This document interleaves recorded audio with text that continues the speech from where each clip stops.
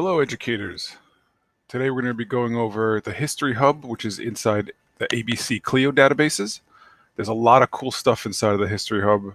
I'm not going to have time to go through everything with you. Today I just want to focus on something called research lists, which gives educators an ability to create and curate lists inside the History Hub that the students can then access inside the databases. So it's a pretty cool feature. It's unique. I haven't seen anything like it in any of the other databases.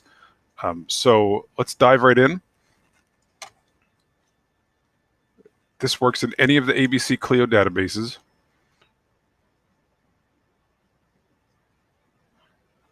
So first thing we have to do is select our school. Make sure you select yours, or your students won't have the ability to see your list. Someone else's students will have the ability to see your hard work. So it's definitely important you pick your school. I'm just going to pick Babylon because it's the first one. So thank you, Babylon. Okay. Once we're inside the database, you'll notice on the top left, you see the ABC Solutions logo. Right above that, you'll see for admin and educator support, go to History Hub. And History Hub is underlined. That means it's a hyperlink, so we can click on that, and that's going to take us into a whole new page. So first we have to log in. The login is inside the March edition of Bookmark. I can't post that publicly, but it's in the Bookmark newsletter. If you don't have access to the Bookmark newsletter or it's not coming through for you, just let me know and I can send you the newsletter and the password. So let's log in.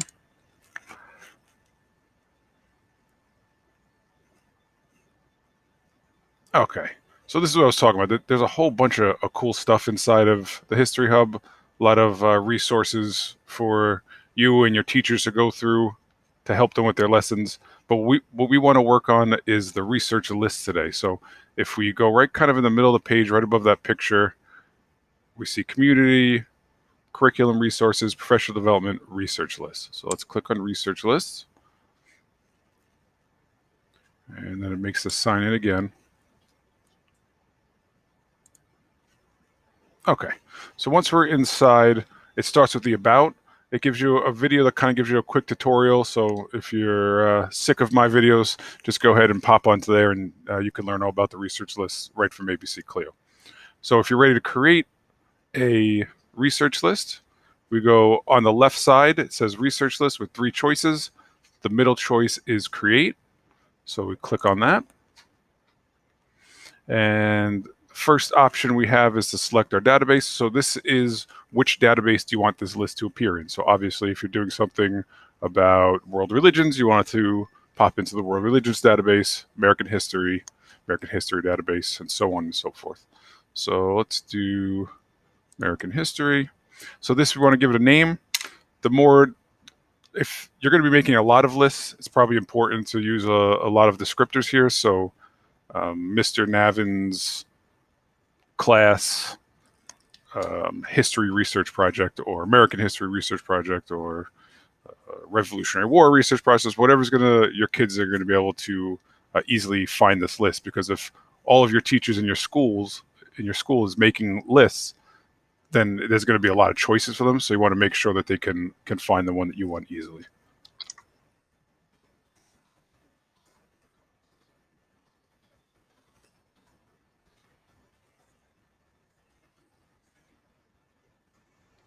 Okay, after that, you can put your name in, and then in the comment field, this is just kind of a informational box that will come up when they're looking at the list, so they can easily find the one they want. That's optional. You don't have to put anything in there if you want.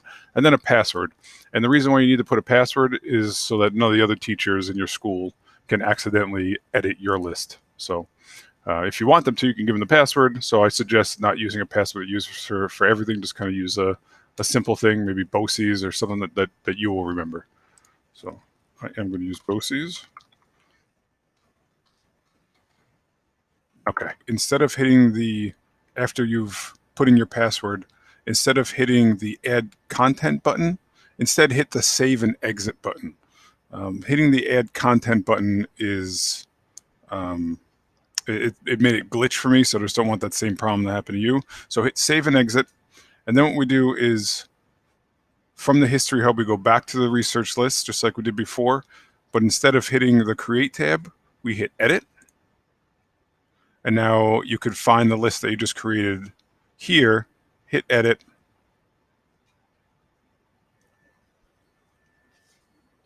put your password in. Okay, great. So now we're in edit. So from here, we could hit add content, and that should be kind of like a workaround to get around the glitch that I was running into. So when we hit add content, now we end up in the database. So this is exactly how the students see the database. So if we start scrolling, see on the top here, we have all these choices. Let's go to Revolutionary War, hit the Coming Independence. You could pick whatever one you want, whatever's for your project. You don't even have to be in the American History database if you don't want to. So now, like I said, this is exactly how the students see the database, with one small exception. On the top right above that translate button, is a plus sign that says add to research list. That's how we add the articles into the research list. So we click that,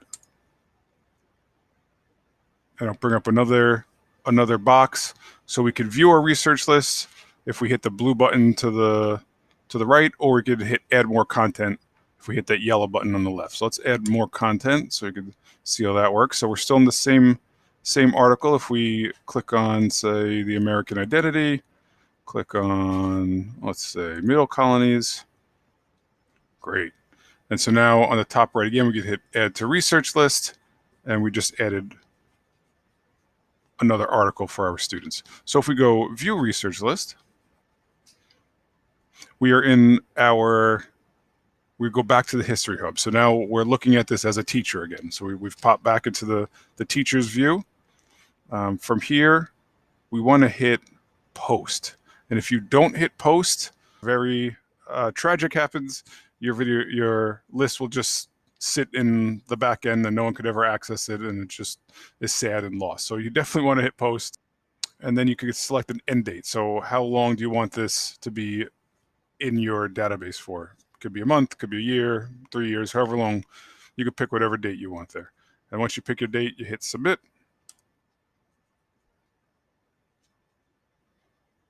Great.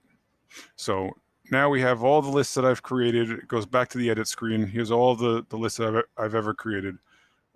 So let's take a look at what the student experience is, right? Because what's the point of all this if we don't know how the students interact with it? So to do that, we're going to, on the top left, it says go back to your database here, and the here is underlined. So we click that. And then click the American History one, if that's where you create your list. Wherever you create your list, that's the database you want to go back to. Okay, great. So now I'm a student. I'm upset that I have to do this research project I don't want to do, and I'm angry. In the American History one, and to get to the list that you created for them, to get them started, they scroll down a little bit, and there's a box to the left that says Tools for Students. In there we have Getting Started, Research Tips, Research Lists, which is what we want to click, and Ask a Librarian. Ask a Librarian is kind of cool. They could send an email to a librarian that works for ABC Clio, and they'll send articles and research tips back for them. But we're not going to get into that today. We're just going to go to our research list. Great. You can see there's two choices, because even though I made more lists, remember from the last screen, there was 4 lists that I created, but I only posted 2 of them. So we are going to do Mark's research list. Great. And now you can see the 2 articles I posted are right here. I could click on the one I want, and it pops right up. So it's just a way of curating the articles for your students, just to kind of save them a step. I wouldn't think, if I was teaching a research class or a research history paper, I don't think I'd put every article they need in there unless they're younger, maybe middle school. But for high schools, I would let them find most of their articles. But getting them started is kind of a good thing for them to get them on the right course and get them started the way that you want them to go. So that is History Hub. That's research lists inside the History Hub. If you have any questions, of course, feel free to reach out to me or any of the SLS, and we'll help you out with that. Thanks for watching, and we'll see you next month.